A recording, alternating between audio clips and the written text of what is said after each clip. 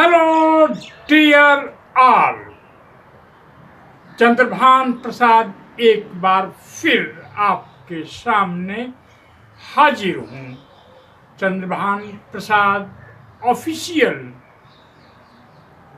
YouTube channel पर आपका स्वागत है। आज 1 जनवरी 2026 है, जनवरी 1 2026, और यह नया वर्ष है। नए वर्ष पर आपको मेरी हार्दिक शुभकामनाएं। आप सभी की प्रगति हो, बच्चों की पढ़ाई लिखाई हो अच्छी, आप स्वस्थ बने रहें और बिजनेस आपका सफल हो, यह मेरी शुभ कामना है। अभी कल शाम को या रात को मैंने 3 ट्वीट किए और यह तीनों ट्वीट मैं दोपहर बाद से सोचते रहा, जिसका परिणाम 3 ट्वीट्स पर निकला। पहला ट्वीट मैंने किया कि जहाँ तक मुझे 1975 से आज तक के बीच का दौर याद है, और द्विज समाज यानी सवर्ण समाज यानी ऊंची जाति तथाकथित की मेरी अपनी रीडिंग है, तो 1975 जब मैंने हाई स्कूल की परीक्षा दी और पास हुआ, और अब के बीच में जो अपर कास्ट की चेतना में, कॉन्शियसनेस में जो अंतर आया है वह यह कि पहले अपर कास्ट खुद को अपना इस देश का मिडिल क्लास समझता था, और वह यह भी समझता था कि हम ही इस देश के रोल मॉडल हैं, और हम लोग भी यही समझते थे कि अपर कास्ट की तरह ही ऊंचे ऊंचे पदों पर जाना है। हमारे लिए भी वो रोल मॉडल थे, और वह एक मेन स्ट्रीम सोशल तबका के रूप में अपने को प्रेजेंट करते थे, और हम भी वैसा मान लेते थे। आज 2025 जो कल मैं ट्वीट कर रहा था, तो 50 साल के भीतर अपर कास्ट अब एक इथनिक ग्रुप के रूप में अपने को देख रहा है, लगभग ठीक वैसे ही जैसे दलित समाज के लोग पहले अपने को पाते थे।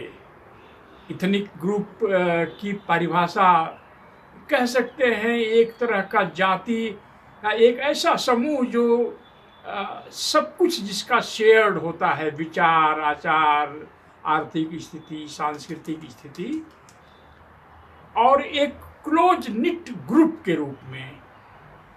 दूसरा यह कि अपर कास्ट में एक बहुत फ्रस्ट्रेशन की स्थिति आ गई है, और उनको लगता है कोई न कोई चीज उन्होंने 50 साल में खो दिया है, और अब वह मेन स्ट्रीम की तरह से नहीं सोचते हैं। उनका अतीत के प्रति एक अद्भुत प्रेम है, और काफी बड़ा पश्चाताप है।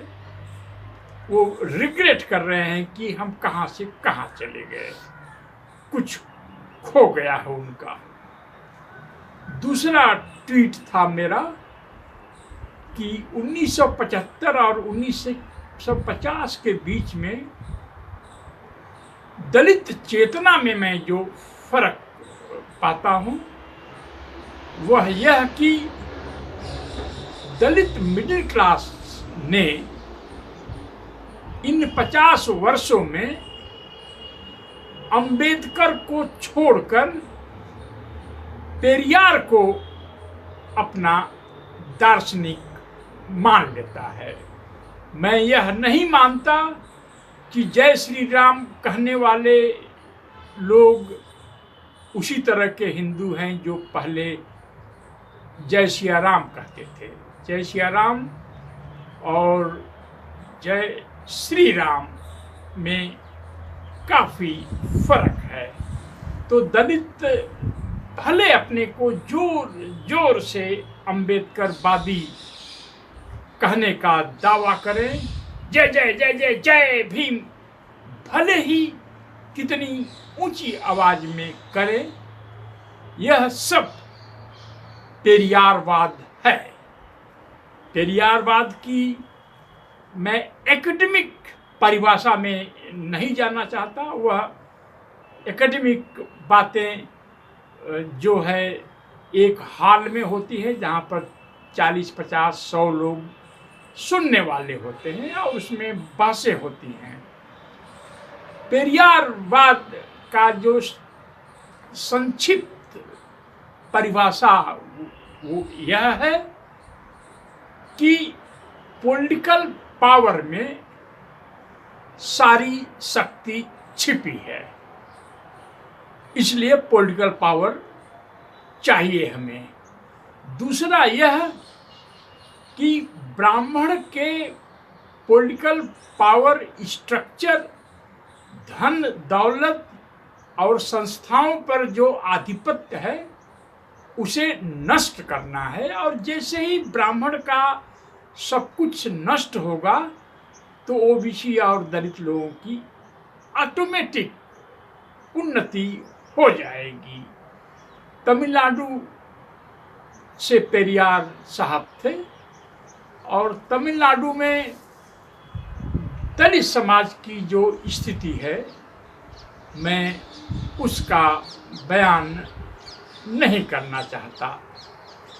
तमिलनाडु समाज की तो सबसे बड़ी बात यह है वहाँ के दलित कुछ बहुत ऊंचे ऊंचे पदों पर गए हैं। वहाँ संगीतकार एक बहुत हाई लेवल के पैदा हुए हैं, बहुत सारे साइंटिस्ट बने हैं तमिलनाडु से।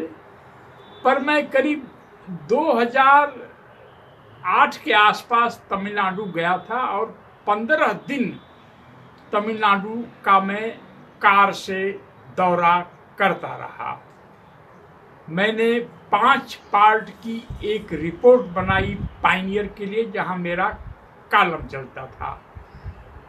और चंदन मित्रा साहब जो उसके संपादक थे, जिन्होंने मुझे कॉलम दिया था, उन्होंने तब तक मेरे किसी कॉलम में कोई चेंज कभी करने के लिए नहीं कहा। उन्होंने अपने एडिट डेस्क को कह रखा था कि चंद्रभान प्रसाद जो भी लिख कर दें, ग्रामेटिकल एरर के अलावा और कोई कंटेंट में एडिटिंग नहीं करना है। चंदन मित्रा ने मुझे बुलवाया और कहा हम ये आर्टिकल 5 पार्ट की आपकी नहीं छाप सकते। मैंने कहा क्यों? उन्होंने कहा जो बातें आप लिखे हैं वह अविश्वसनीय लगती हैं, आपकी रेपुटेशन जाएगी और मेरे अखबार की रेपुटेशन जाएगी कि इसमें बनावटी खबरें, बनावटी लेख छपते हैं।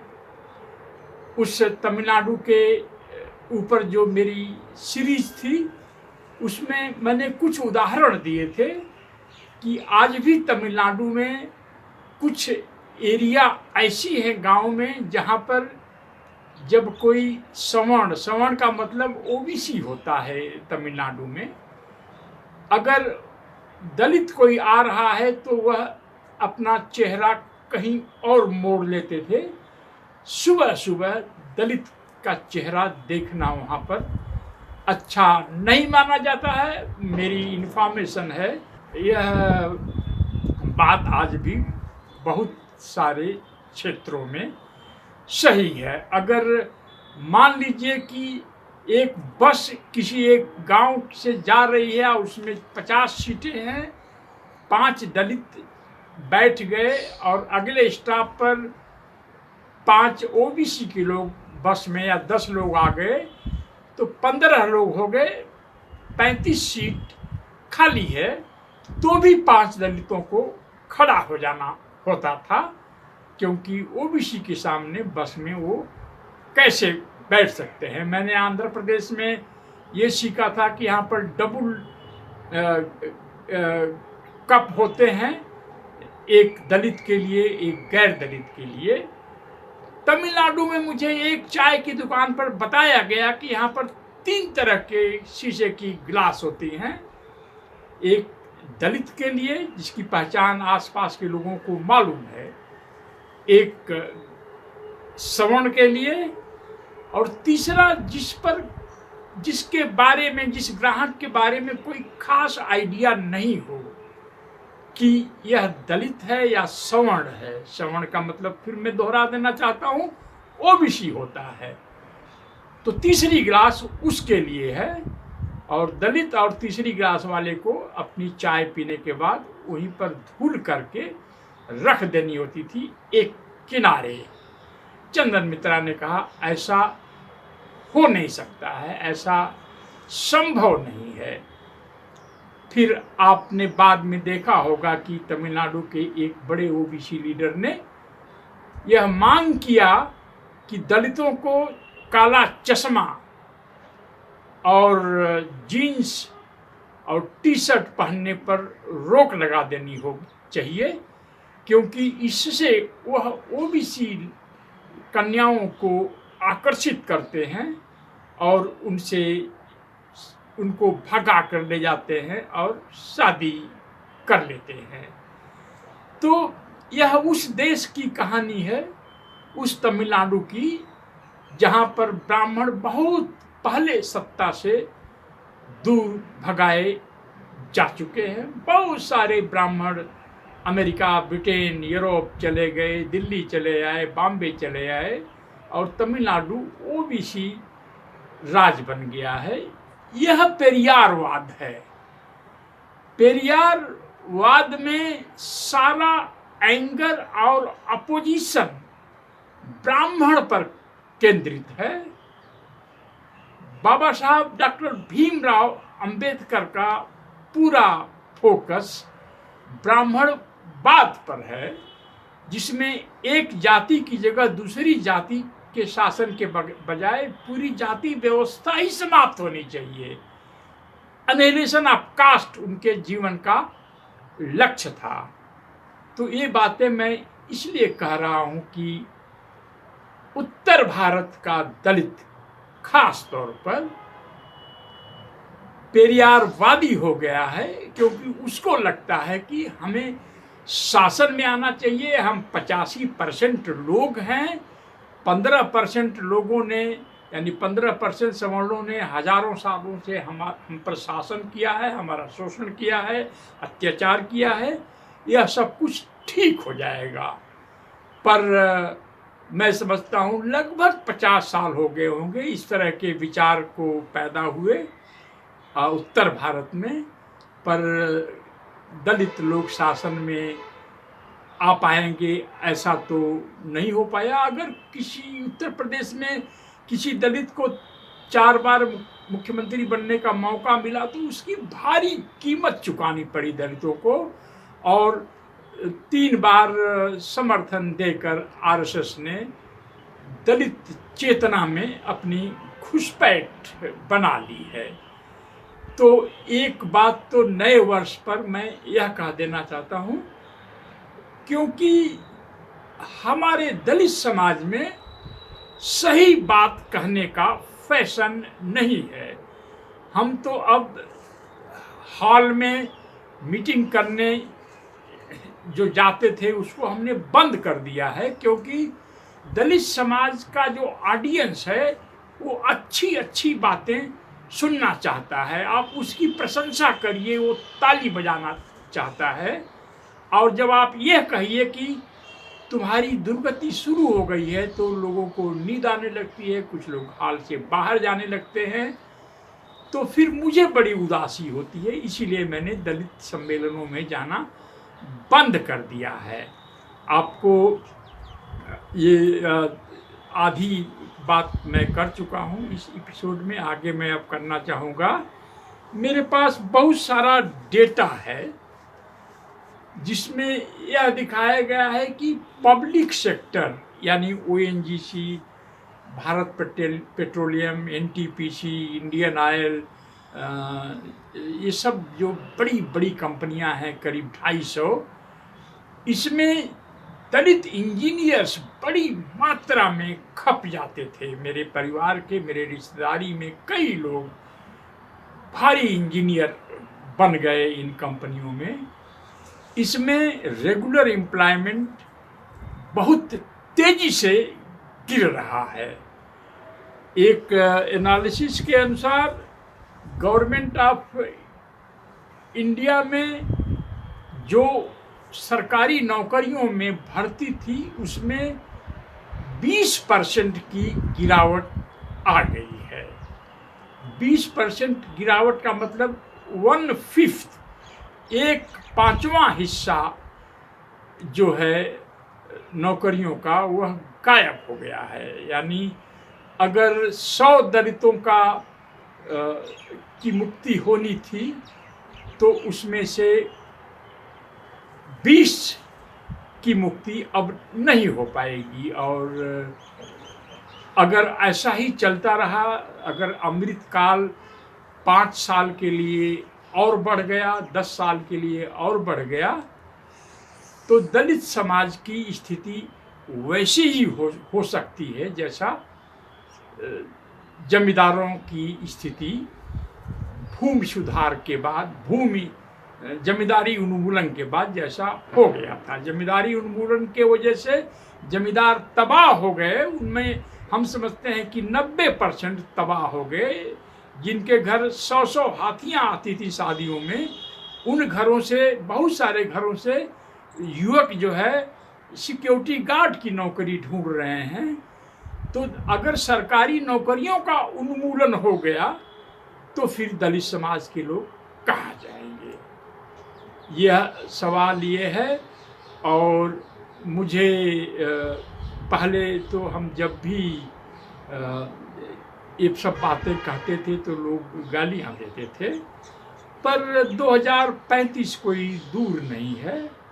हम समझते हैं कि दलित समाज की मुक्ति का द्वार बंद न हो, इसके लिए जरूरी है कि उन्हें पेरियारवाद छोड़कर अम्बेडकरवाद की ओर आना होगा, जहाँ पर फ्रीशिप, स्कॉलरशिप, नौकरी, आरक्षण, ये सब जरूरी था। और बाबा साहब ने धीरे धीरे एक एक करके इन लड़ाइयों को जीता था।